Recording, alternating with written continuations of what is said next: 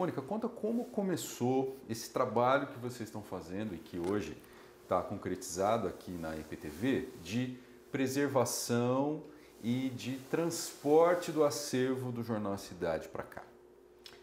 Então, esse acervo, né, que acho que é o grande legado do Jornal A Cidade impresso, né, que pertence ao Grupo EP, ele estava ainda na antiga gráfica onde rodava, né, impressos jornais, e a gente tinha essa preocupação de trazer para a sede da IPTV, num esforço conjunto nosso, junto com a diretora institucional, o administrativo. Nós fizemos realmente um planejamento de um trabalho, né, onde eu coordenei, para poder tanto preparar um ambiente, né, apropriado e adequado para receber esse acervo, essa coleção, como também pensar no transporte. Era uma grande preocupação. A gente está falando aí de um senhor de 117 anos, né? O Jornal A Cidade ele foi impresso de 1905 a 2018. Esteve junto com o Grupo EP a partir de 2006, né? E depois, a partir de 2018, se encerrou a parte de jornal impresso e aí se transformou no online, né? Enfim, pensando nessa questão de trazer esse acervo para cá, acho que a primeira grande preocupação, a gente como profissionais da área, bibliotecário, pensando nos arquivistas, assim, a gente se considera meio um guardião, né?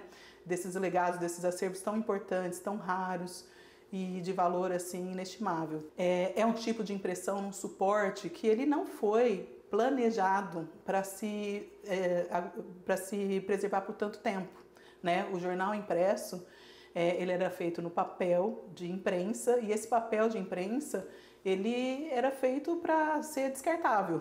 A pessoa ia ler o jornal e depois ia descartar, né, de alguma forma. E então, quando você chega e consegue ver que existe essa preservação e essa conservação, que alguém antes de nós também se preocupou com isso, a gente falou, poxa, agora essa responsabilidade é nossa. Então a gente preparou essa mudança com muito cuidado em relação ao transporte, que tipo de embalagem a gente ia usar, que tipo de caixa, qual o peso, a posição, o posicionamento dos livros, dos cadernos dentro dessas caixas. E para você ter uma ideia, nós embalamos um a um, foi embalado, a gente fez uma equipe, né? E essa equipe fez esse trabalho de embalar essa coleção, a gente fala o caderno, né? Os cadernos um a um, pensando com essa questão de colocá-los da forma horizontal e com a quantidade de peso máximo que poderia suportar. A nossa intenção era que a gente tinha que fazer esse trabalho de trazer ele para a sede da IPTV, para um lugar mais apropriado ainda, de forma que não tivesse o mínimo ou nenhum dano com a coleção. E a gente conseguiu. Ô Mônica, foi feito inclusive uma sala especial. Como é que essa sala foi montada e planejada? Quando nós começamos a fazer o planejamento de trazer esse acervo para cá, né, junto com o administrativo, a gente viu, nós já tínhamos um espaço já construído na IPTV, né, que era esse aqui que estava vazio, porém ele não estava adequado para receber um acervo, né, desse porte e dessa importância, pensando em todas as condições técnicas que precisa ter. Então, junto ao administrativo, a gente fez um planejamento, já dando aí um suporte, uma assessoria, né, falando do que a gente precisava dessa sala, no sentido de controle de temperatura, umidade, luminosidade, acesso restrito, né, também, que é uma coisa muito importante.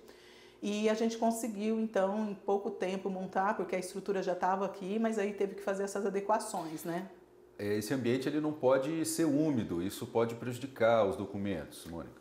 Documentos impressos, em geral, em papel, seja ele livros e principalmente um jornal impresso, né, como eu disse, que é um papel que não foi feito para durar tanto, sempre precisa ter as condições técnicas de preservação e conservação. A umidade ela tem que estar entre 30 e 53 graus, 33 e 53 graus, a temperatura entre 19 e 21 graus no máximo, então tem que ter todo esse controle. E outra coisa também que a gente se preocupa, até na questão do ambiente, de aí outras próximas etapas que tem que ser feitas, né, com a higienização, porque a gente também se preocupa com pragas. Então foi feita uma detetização antecipada, com um prazo e um período para se diluir, né, o componente dentro do ambiente, porque até isso pode afetar. Mônica, o jornal como fonte, depois de um período que passou a ser entendido como fonte, é um bem extremamente valioso no sentido de informação, e manter isso preservado é manter preservada a história também da cidade, né? Quando a gente pensa como profissional, né, da informação, inclusive os jornalistas, né, e também acho que os pesquisadores, a nossa área, que é a área mais técnica, a gente fala o seguinte, o suporte de fontes primárias, né, que hoje a gente valoriza, que tenha esse tempo, essa durabilidade, são muito raros, né? E quando a gente está falando de preservação e conservação desse suporte de informação, logicamente que ao longo do tempo ele vai se tornando de uma importância histórica, né, imensurável. Ele forma uma memória que a gente tem que preservar. Essa memória, na verdade, inclusive, quando a gente pega um tipo de coleção um tipo de suporte de informação como esse, que é um jornal impresso que relatava ali, de certa maneira, o cotidiano da vida das pessoas, a gente simplesmente congela o tempo, né? E aí a gente consegue ir lá e resgatar, como se desse vida de novo a essas pessoas, no caso do jornal A Cidade, o cotidiano da cidade, as pessoas que viveram aqui, os lugares por onde elas passaram. E aí tudo acaba sendo fragmentos, né, que a gente consegue recontar uma história que até então ela tá congelada no passado, mas que a gente consegue trazer para o presente com uma outra releitura hoje, porque a gente sabe que muitas fontes de informações mais oficiais, logicamente todas as fontes de informação têm seu viés, o próprio jornal tem seu viés político, econômico, social de cada época.